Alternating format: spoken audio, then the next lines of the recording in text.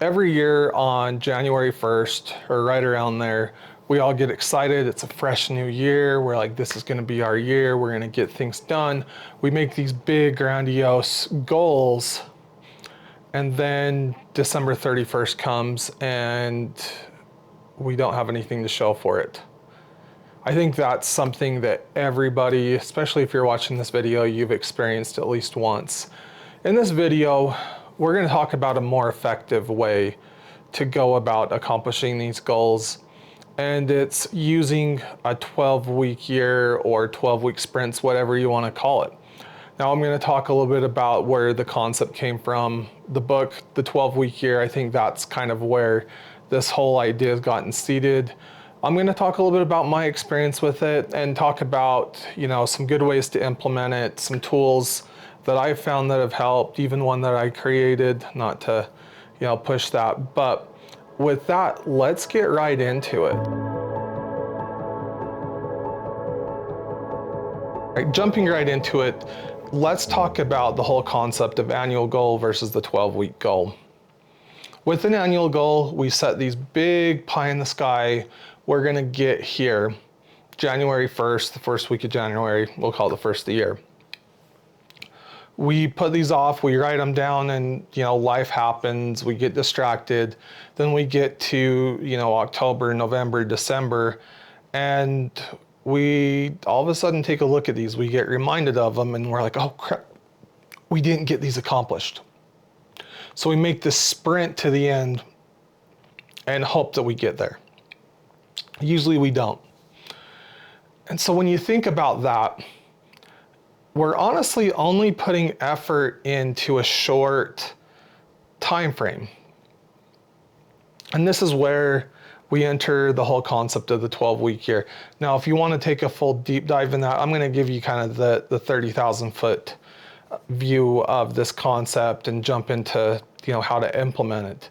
But there's a great book by Brian Moran and Michael Lennington, and it's called The 12-Week Year. Highly recommend giving it a listen on, name your audiobook streaming platform, or even going and picking up a hard copy from, Amazon or a local bookstore.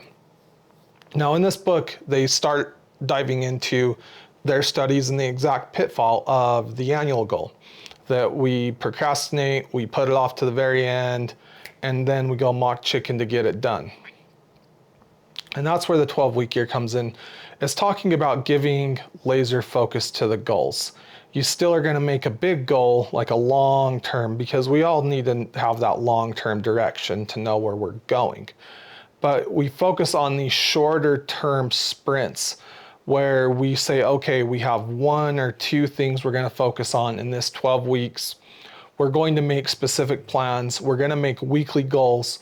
We're going to hold ourselves accountable. We're going to take score every week and act like this is the last couple months of the year. And the thing that's cool is, if you think about it, we have 52 weeks in a year.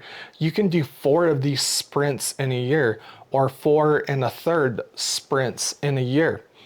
And it will blow you away. As they say in the book, that's the promise. And I'll speak to my own experience. It's realistic. When you do these sprints, it would blow your mind what you're going to get accomplished.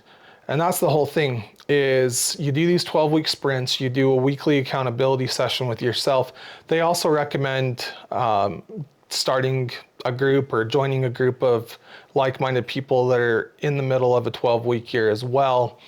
And we'll talk about that a little bit more. And you just go mock chicken. You focus on these 2 or 3 things. You make a lag goal first of saying, at the end of 12 weeks, this is where I'd like to be. You could say, I've got these house projects. I want to get my house to a certain spot. You could be launching your side hustle. You could be, setting a weight loss or a fat loss goal or a fitness goal like that.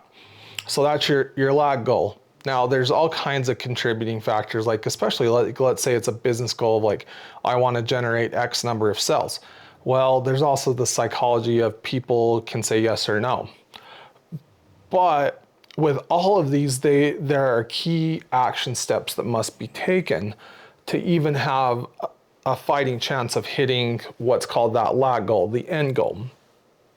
So every week, there's typically, I would plan it out in phases, and most every planner that I've seen, including the one that I created, you put a basic timeline to know, okay, week one, I'm going to be primarily focusing on this, and then this, and then this, and then this. And then every week you have an accountability meeting or a WAM. You do it with yourself, you do the WAM with your group. You take score, you say, okay, I set 8 or 10 or 5 goals, things I needed to accomplish, specific actions. Did I do them? Yes, cool, click the box. Did I do it? Nope, goose egg. And you take score and say, okay, I got 4 or 5, or turn it into a percentage. I hit 80%, I hit 100.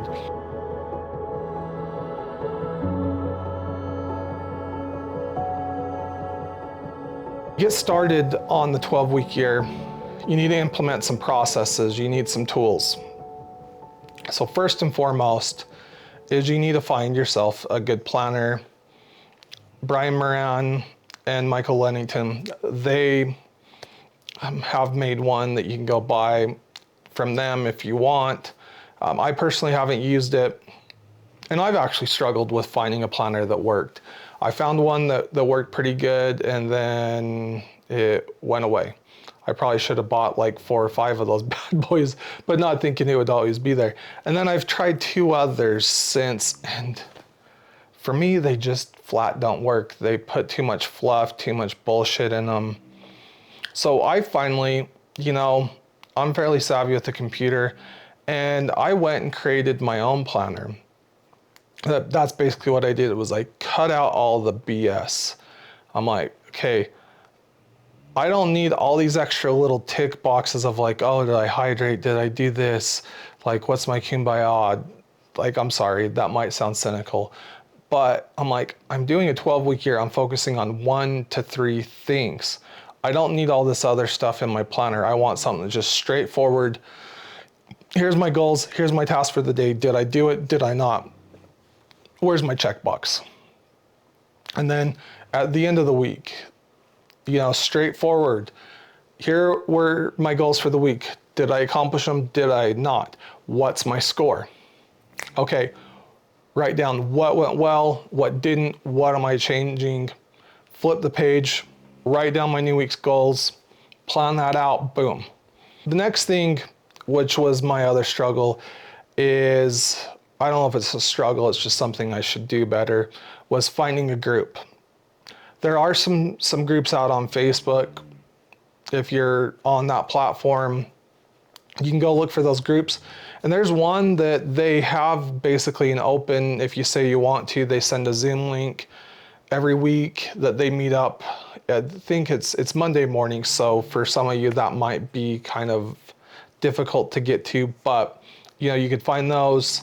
The other thing you could do is recruit friends and family to join you. Say, hey, let's do this. Let's get some things done.